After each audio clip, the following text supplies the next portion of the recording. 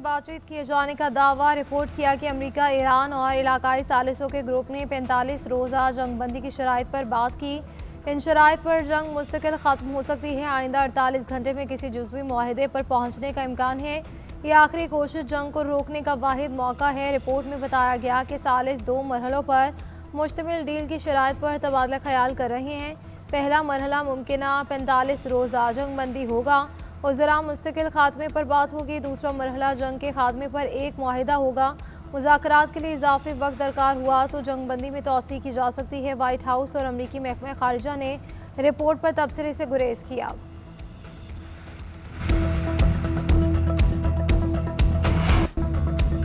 अमरीकी सदर की ईरान को एक के बाद एक डेडलाइन। सदर ट्रंप ने तेहरान को ईस्टर्न टाइम के मुताबिक मंगल रात 8 बजे तक की मोहलत दे दी। कहा कि ईरान समझौता कर ले वरना सब कुछ उड़ा दूंगा। मंगल ईरान में बिजली घरों और पुलों पर हमले का दिन है। आपने हुर्मज़ ना खोली तो जहन्नुम में धकेल देंगे।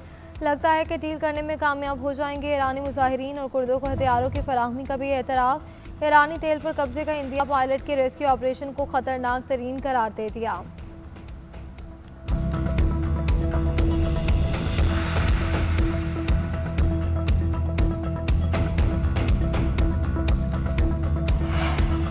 अमेरिका ने दोबारा गलती की तो आलमी तवानाई और तजारती बहाव एक ही बार से मफलूज हो सकता है। सुप्रीम लीडर के सीनियर मुशीर अली अकबर वलायत कहा ट्रंप की धमकी पर रद्द-ए-अमल।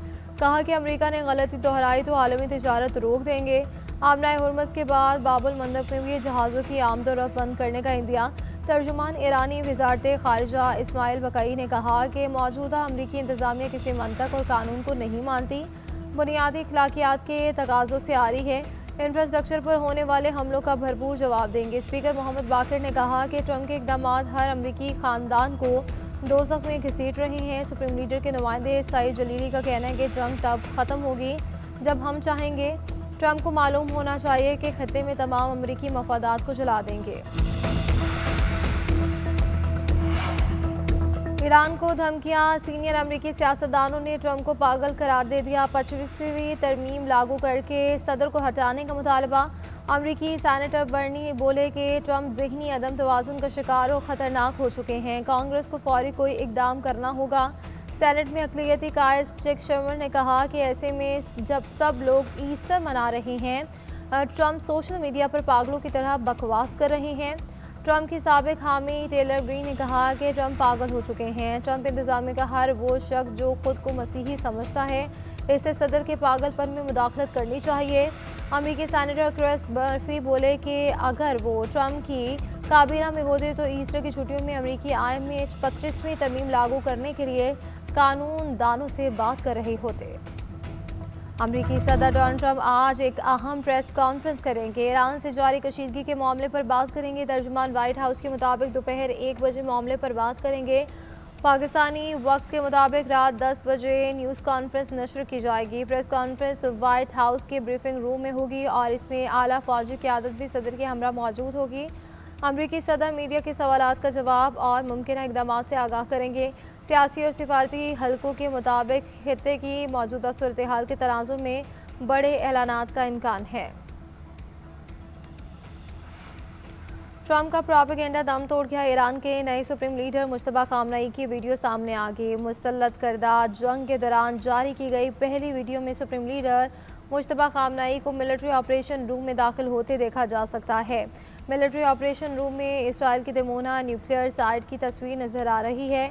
ऑपरेशन रूम में दिमोना न्यूक्लियर साइट का महल वकूफ़ भी वाज़ेह है।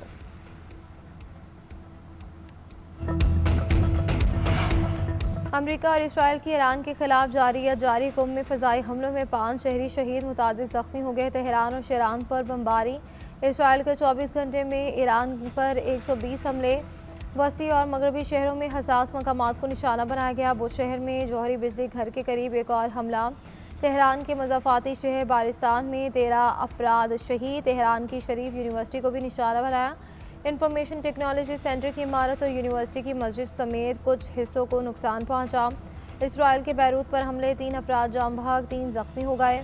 सिहोनी आर्मी चीफ अयाल ज़मीर का कहना था कि दरियाई लितानी के जुनूब में तमाम इलाकों को अमली फौजी जोन में बदल दिया। इंसानी हुकूक की तंजीमों का इजहार तशवीश, खदशा जाहिर किया कि इसराइल शहरी इंफ्रास्ट्रक्चर को नुकसान पहुंचाकर जनूबी लेबनान पर कब्जे की तैयारी कर रहा है। ऑपरेशन वादा सादे के तहत ईरानी हमलों की 97वीं लहर खलीज फारस और मुल्हिका इलाकों में मुतादिद अमरीकी और इसराइली अहदाफ पर हमले। इसराइल पर दर्जनों मिसाइल और ड्रोन दागे। हिफा पर 4 इसराइली हलाक, मुतादिद जख्मी हो गए। बेरशेबा में सनती जोन को निशाना बनाया गया। तल अबीब और दीगर शहरों में भी धमाके। मुत्तहिदा अरब अमारात में 25 अमरीकी फौजियों को हलाक और जख्मी करने का दावा। कुवैत में मोहम्मद अल अहमद अल बहरी अड्डे के करीब हमला। अमरीकी कमांडर्स और अफसरों के इज्तिमा को बैलिस्टिक मिसाइल से निशाना बनाया गया। इलाके में एम्बुलेंसेस की बड़ी तादाद की आमदोरफ्त। यूएई की जबल अली बंदरगाह की गुजरगाह में इसराइली जहाज़ पर हमला। अमाराती हुकाम का मिसाइल और ड्रोन्स नाकाम बनाने का दावा। कुवैती हुकाम ने बैलिस्टिक मिसाइल और 31 ड्रोन तबाह किए। अबूधाबी में मिसाइल का मलबा गिरने से केमिकल प्लांट में आतिशबाजी। उर्दन 2 मिसाइल और 2 ड्रोन गिराने का दावा। बरतानवी वजारत दिफा का कहना है कि रॉयल फोर्स ने कई ईरानी ड्रोन्स मार गिराए। इराक में 24 घंटे के दौरान अमरीकी अड्डों पर 19 हमले। इराकी मुसल्ह दड़ों का कहना है कि कार्रवाई गुज़श्ता रोज़ सुबह के वक्त की गई। मुख्तलिफ इलाकों में अमरीकी अड्डों को मिसाइलों और ड्रोन से निशाना बनाया गया। लेबनान की मुज़ाहमती तंजीम हिज़्बुल्लाह के शिमाली इसराइल और जनूबी लेबनान की सरहद के पास हमले। इसराइली अफवाज और तनसीबात को निशाना बनाया। शामा के करीब धमाका खेज आलात का इस्तेमाल। बाद में मौके पर पहुंचने वाली इमदादी टीम को भी मार भगाया। हिज़्बुल्लाह का कहना है कि एनाता के करीब फौजी ठिकानों और इज्तिमागाहों पर रॉकेट बरसाए। क़याम के मशरक़ी इलाकों को भी निशाना बनाया। शिमाली इसराइल में वाक़ मैरून के फ़ज़ाई कमांड एंड कंट्रोल मरकज़ को तबाह किया गया। उधर यमनी हौसियों ने भी सिहोनी रियासत पर मिसाइल दाग दिए।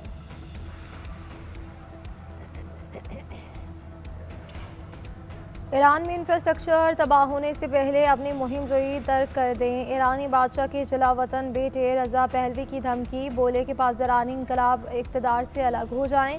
ये जंग ईरानी पासदारान इनकलाब के कमांडर की गलत इलाकाई पॉलिसियों और पागलपन का नतीजा है। अब ईरानी हुकूमत का तख्ता उलटना अब नागुज़ीर हो चुका है। ईरान को मज़ीद खूनरेज़ी में ना धकेले और इसे मज़ीद ज़ख्म ना लगाए। मुल्क के बुनियादी ढांचे को महफूज रहने दें और इक़्तिदार से अलग हो जाएं।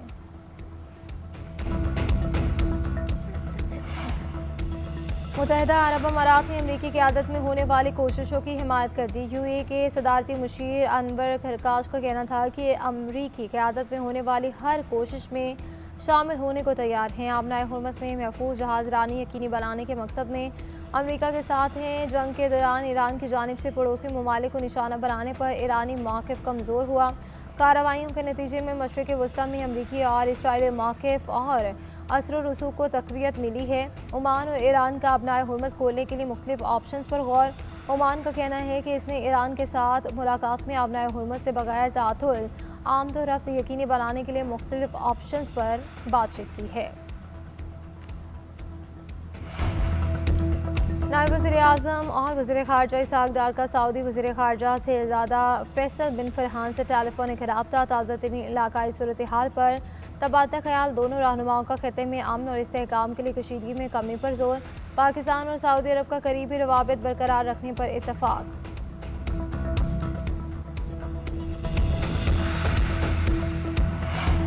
अमरीका अल्टीमेटम के अल्फाज का इस्तेमाल ना करे। रूसी वज़ीर ख़ारजा सरगई लारोव की ईरानी हममंसब से टेलीफोनिक राब्ते में गुफ्तगू। कहा कि उम्मीद है कि जंग में कशीदगी कम करने की कोशिशें मस्बत नताइज देंगी। ऐसा करने के लिए ज़रूरी है कि अमरीका अल्टीमेटम की ज़बान इस्तेमाल ना करे और सूरत हाल को दोबारा मुज़ाकरात की मेज़ पर लाए।